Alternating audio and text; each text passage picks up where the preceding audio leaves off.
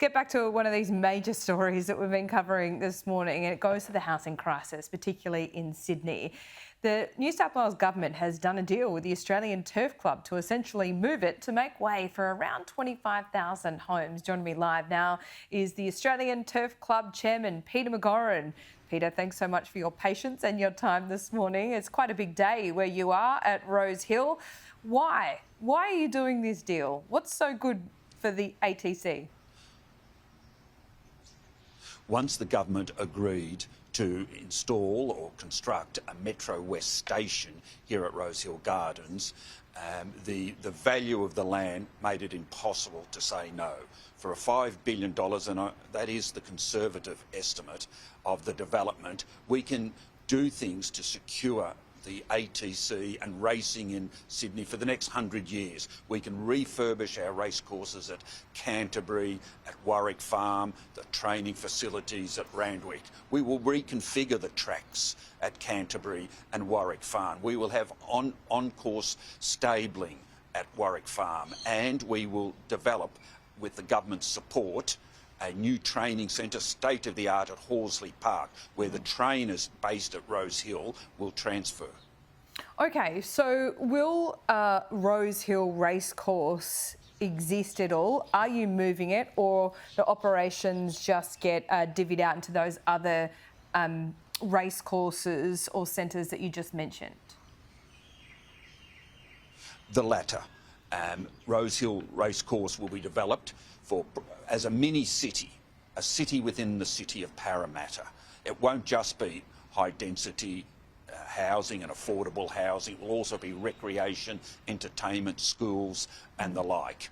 And we will build up the facilities and the capacities of Warwick Farm and Canterbury, as well as Royal Randwick. And at the same time, in conjunction with Racing New South Wales, the regulator, we're looking for a site for a racetrack again here in metropolitan Sydney.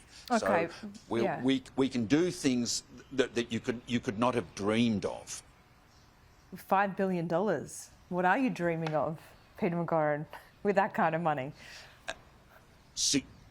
Securing racing's future. Otherwise, people will be going to our racetracks in 30 years' time, even in 10 years' time, and finding the same facilities they do today, most of which are coming to the end of their natural life. We have to reshape and reimagine racing in Sydney. So does Canterbury become the new Rosehill then? No. Canterbury's a small site of 33 hectares, okay. But we can demolish the old grandstand there.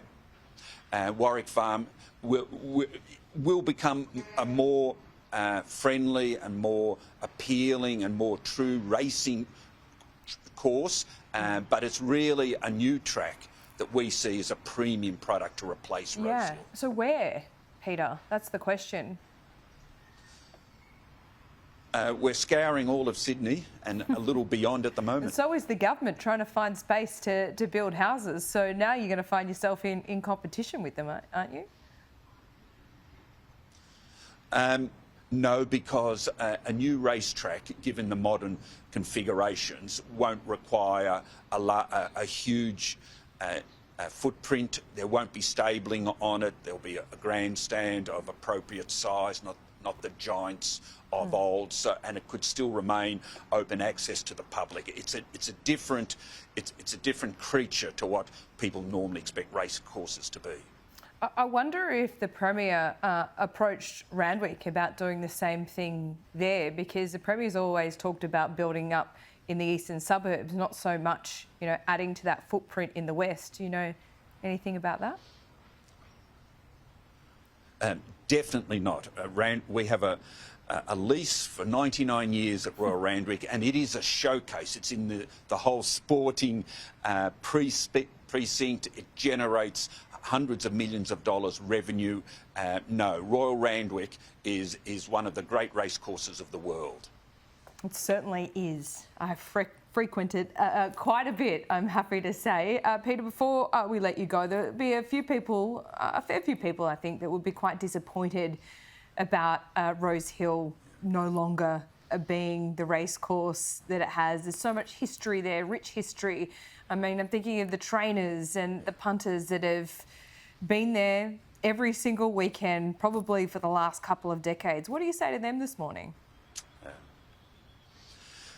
It is sad to be leaving Rosehill, and it will be a wrench for many, but it won't be for another 5 years.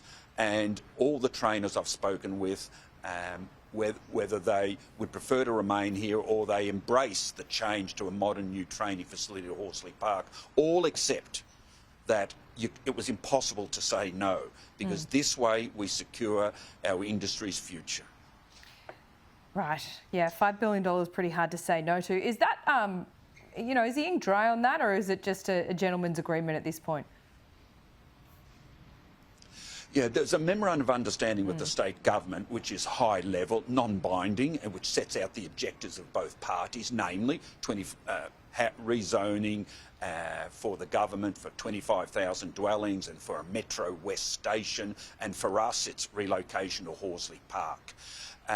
We now move into an unsolicited proposal which will consume most of next year, where the really detailed negotiations get down. But I'm confident that we will reach agreement because the planets are aligned.